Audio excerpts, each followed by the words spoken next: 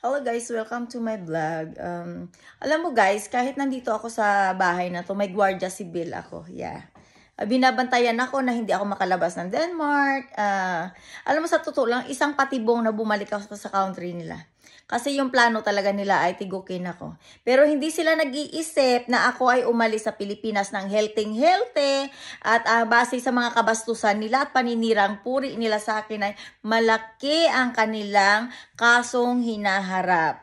At sa pamamagitan ng mga Pilipinong nagkukuda-kuda at nambabangbang takot sa akin, pananakot. Akala nila guys ay pwede nila akong ma-stress at pwede nila akong tigukin dahil gusto nila akong tigukin. Tapos dahil hindi nila ako ma-stress, kailangan, ginagamitan nila ako guys ng black magic to kill me. Si Auntie Bibian nagkaroon ng cancer. Ang ate ko nagkaroon ng cancer. Hoping sila guys na mapatay nila lahat ng relatives ko at mapatay nila ako dahil gusto nila ng pera. Hindi sila nag-iisip guys na hahabulin sila ng Pilipino. Hindi lang mga nanonood sa akin hahabulin sila. Nahahabulin sila dahil may kaso sila at patong-patong na ang kaso na ginagawa ng Denmark. Yun, halata na nagpapanik sila gamit ang black magic kung paano kami patayin dahil yung tiyahin ko last year niya nalaman na may cancer siya. Nasa stage 2, nagpatanggal ng boobs. Ang ate ko, kanina ko nalaman, may cancer daw siya. Diba? Alam mo kung anong ginawa ko guys? Dahil isa akong albularyo, binalik ko sa kanila ang sakit. Dahil yung mga idiot kong kapitbahay nakipagsabuatan sa hudas dan iyot para ipapatay ako. They make my life scandal so they can earn money. Pero alam mo kung anong gagawin ko? Paulit-ulit kong ibagsak sa kanila ang malas ng kamalas-malasa na gusto nilang ibigay sa akin. At yung mga idiot na tao na nagjo-join, pasintabi kapag natamaan ka. Don't join if you don't know how to keep yourself safe. Yeah.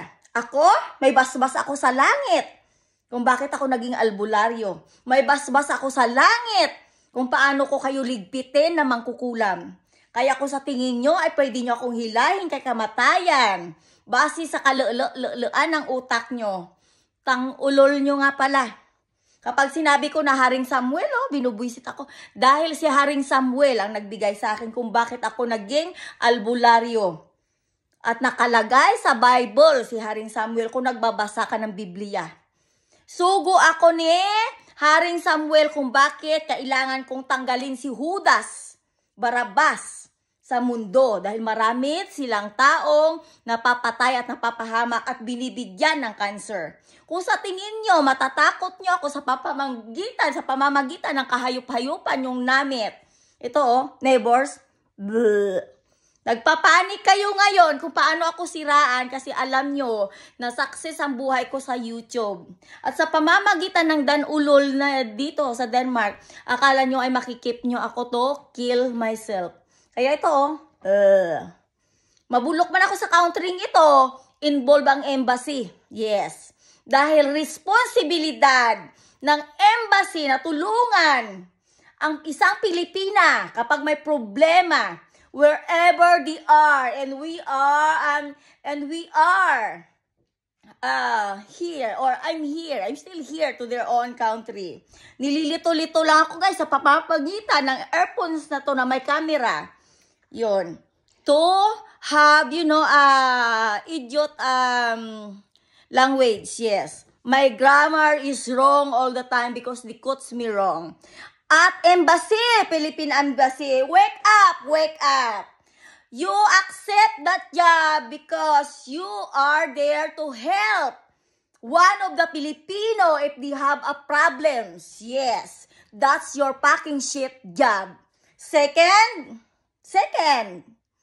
may mga naaaping Pilipino sa ibang country dahil masyado kayong pabaya at hindi kayo pwedeng tutulog-tulog na lang for life. Wake up! Kaya kayo nandyan. Ngayon kung hindi nyo kayang gampanan ang inyong mga trabaho, lumayas kayo sa embassy. Choose the good people in embassy. Yes. Just move. Yeah. Kaya kung akala nyo pwede nyo akong pusasan at ipadala kung saan-saan, wake up. I have a biggest family in Philippines. My relative is the biggest family in Philippines. Kaya kung inaakala nyo na paulit-ulit nyo akong pwedeng involve sa mga lalaki para kasuhan ng bigamy, as long na hindi ako nakikipagkangkangan sa asawa mong punyeta ka, bago ka mag-ano sa akin, recruit ng mga lalaki na i-issue nyo, na sabihin nyo, ay, kailangan mong isipin ang asawa ko. Hindi ko kakangkangan ng asawa mo in person. At kung gusto mo akong kasuhan ng bigamy, tandaan mo utak bulangog. Kailangan makita mo ako at ang asawa mo na nakikipagtalik sa isang kwarto. Gets mo na? That's the bigamy. Napaka-biga-biga ng mga utak mo, hindi nag-work. YouTuber ako, girls. Hindi ako taga-kangkang ng asawa niyong nawawala. At take notes.